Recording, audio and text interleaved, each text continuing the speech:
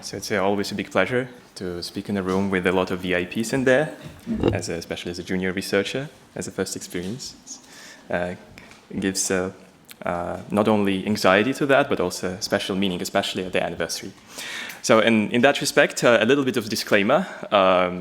For this presentation, we are going to depart a little bit from the usual tradition, because usually we would present the research which we have already published before. In that case, in this case, we are going to show instead the research which was not yet published. Well, there are two reasons for that. First of all, it's because it's more exciting for me as a person who speaks, but also it should be more exciting for the audience, right? Because we know how loyal the wiiw audience is, and we are pretty much sure that you did your homework and you read our latest policy note on the war in Ukraine and the forecast report, right? You did it. So, and if you did, then you should probably know that it is actually quite a big of a challenge to estimate the level of economic activity and its downturn in the wartime. The reason for that is very simple. People from finance will probably relate to that. It's a low frequency, high impact event, and you lack data.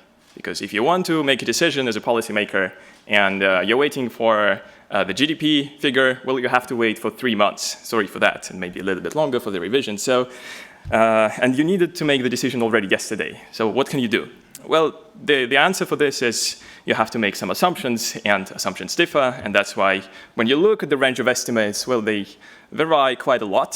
So if you look, for instance, Ukraine, minus 30% year on year, expected for this year by EBRD, minus 45% by the World Bank, minus 38% by wiiw. It's, of course, the best estimate. Just telling you.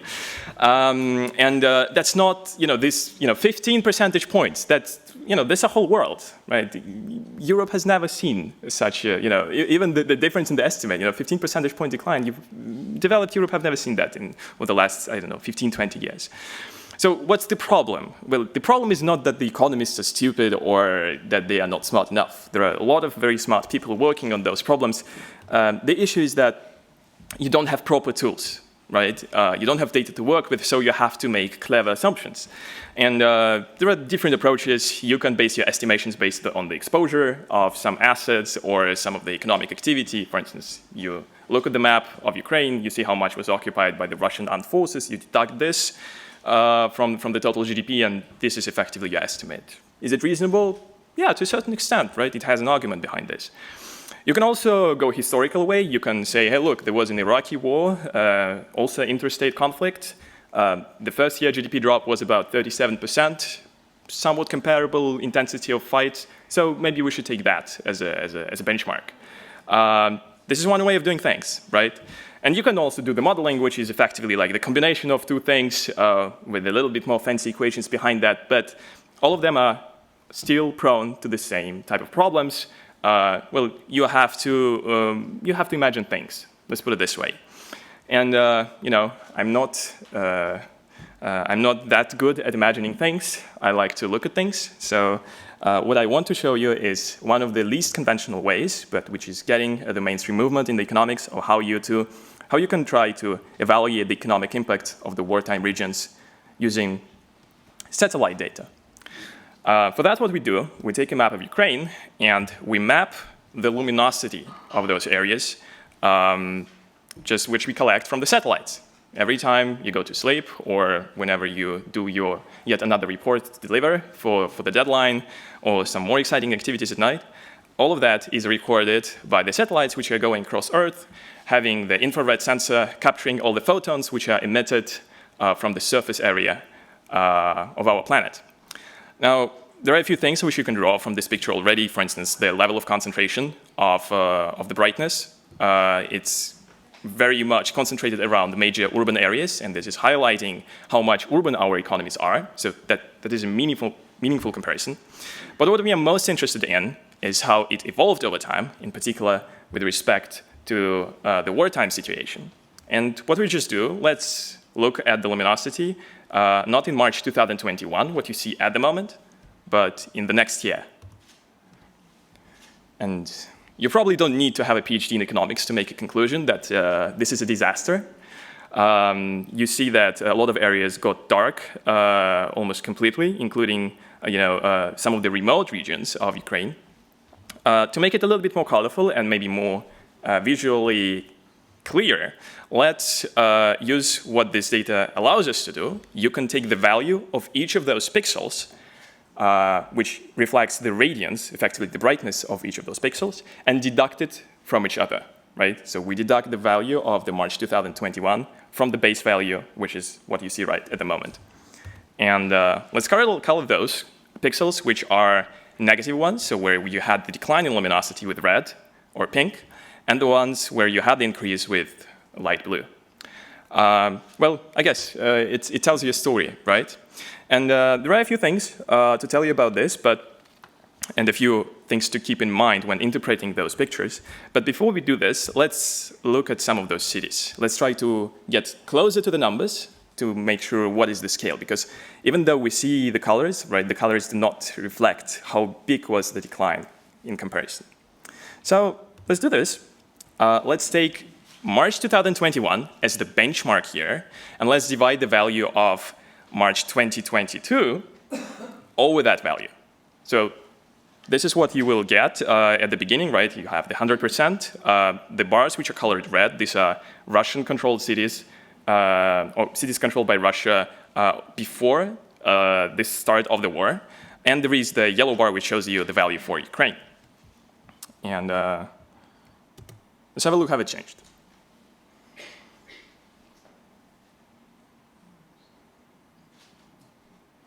So here it is, right? We can have a few conclusions. So we are looking just at the 15th most populated cities of Ukraine. And there are a few conclusions that we can make. Let's first look at the Ukraine. We have the ratio of 23%. So the luminosity, the brightness of the area of Ukraine over the year declined by, well, how that would be, 77%, I guess, right? This is massive. This is comparable to the decline in wages in Donetsk and Luhansk separatist-controlled areas during the conflict of 2014 and 2015. The difference is, though, that separatist-controlled regions were all affected by the armed conflict. When we speak about Ukraine, even though the country was affected, but there was a different extent to which physical damage occurred to the regions. There were regions which were close to the ground operations of the Russian armed forces, and there were those which were very remote, like Lviv. And what we see is that, indeed, in Lviv and Vinnytsia, we have a more moderate decline, only by about 40%, just by 40%, right? But we also have a few cities like Dnipro and Kryvyi Rih, where the decline was much more massive, even though there were no ground operations by the Russian troops.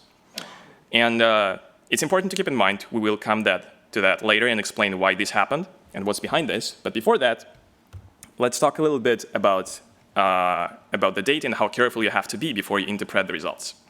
So if you look carefully at the map, what you will find out is that there are a few areas which are recording some, well, unusual, one could say, increase in economic activity. And for those people who know a little bit how the events unfolded in March, they would identify that those were the areas of the strong armed conflict ongoing, and those were the ground operations. Now, we can zoom in a little bit to all of those, and people who followed the events also will recognize that, for instance, this sparks near Kiev. This is the direction from which Russian armed forces went to Kiev through the cities of Irpin, Bucha, and Hostomel. So these fires that you see, the increase of lights, this is not because some people suddenly started to make business. It's because there were fires in the areas and explosions.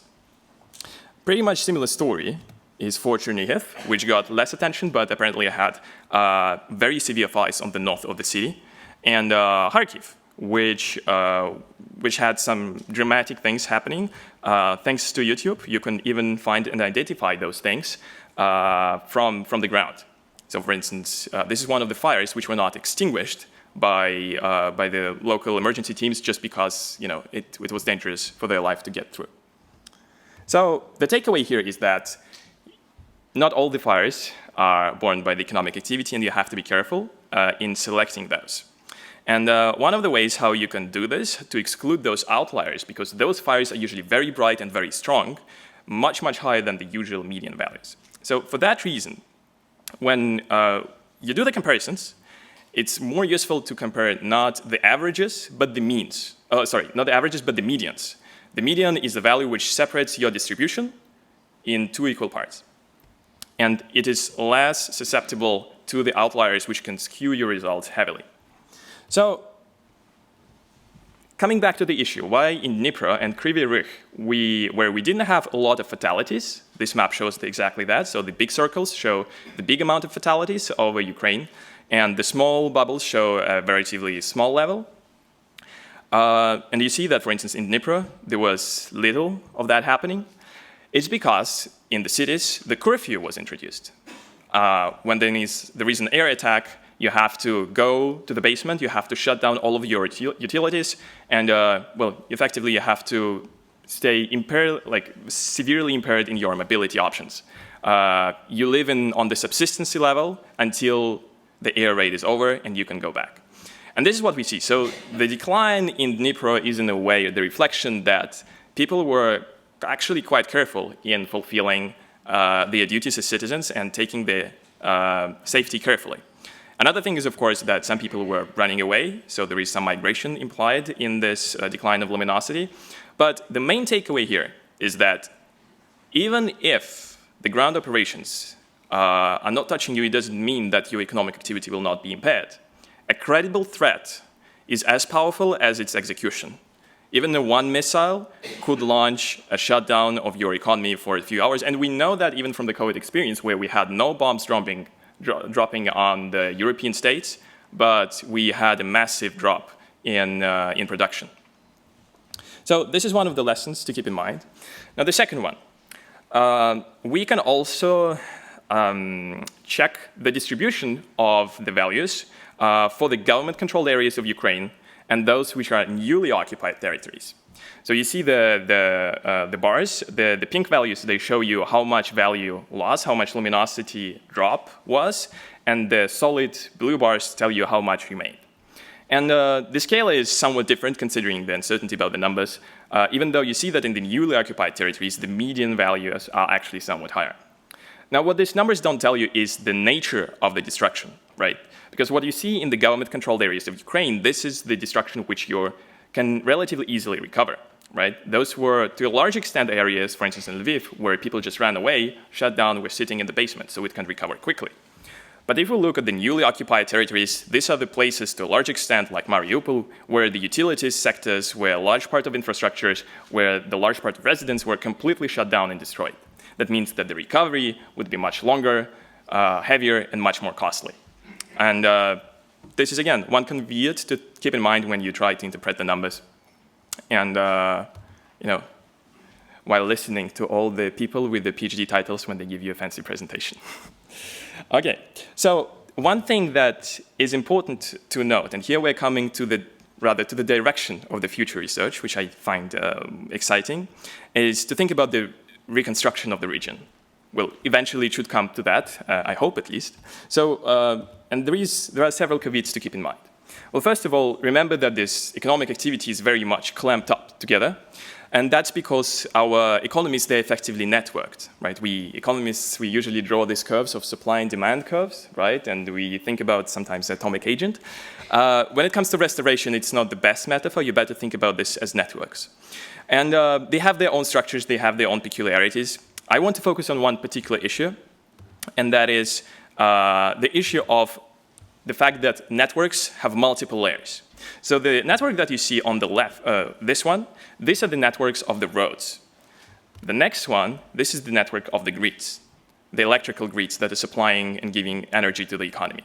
They are important. They are connected with each other because electricity gives supply of energy to many other utility systems, such as water, waste, and sometimes even heating. And that has implications for the way how you want to restore the most critical elements of your infrastructure. When you look at the networks, you might think of different types of, networks. How many? 3 minutes. Okay, good. So some of them are extremely centralized, and usually when we think about the degree of importance of particular nodes, we think that the nodes which have most of the connections are the most important ones. Well, because you connect to many things, so if you remove that from the system, it collapses. Just an example, look at the look at the part which shows you the centralized network and remove the green node. It will collapse. There will be no network. They will just isolated objects. And it usually seems that the distributed networks, showed on the right, they are most resilient ones. And this is what we see on the, for instance, on the electrical grid of Ukraine. Now, the thing is that this, even though this is true, this might be misleading if you do not take into account the capacities of the nodes to provide and transmit energy. Because, again, we have multi-layered networks, and they have limited ways of transmitting and supplying. We know it from the war in Donbas, where, for instance, in the water provision system, Voda Donbassa, was mostly damaged and had disruptions not because of the direct damage to the water supply network, but to the electrical grid. And to make the last lesson out of it, just give you an example. Imagine a network where you have 4 generators, right? And they are loaded to 80%. And the network is operating as long as they're all below 100. If it is going above 100, then you have to resupply, or it burns down or shuts down. Imagine there is a damage to the left node, where you have 80%, and you have to redistribute, right? So on the left-hand side, you have 0, and you redistribute equally to the connected nodes. You get 120 above and below. Now again, they are overloaded above 100%, so you need to redistribute again. And you do this at the expense of the last node, but it's now overloaded with 105%. So it shuts down, and effectively you need to redistribute again this 105, and you have the whole collapse of the network. So the main takeaway here is, it's not just about centrality of the nodes or a particular generator that is connected. Yeah? It's not just about the connections it has, but it's also about the capacity it has to deliver.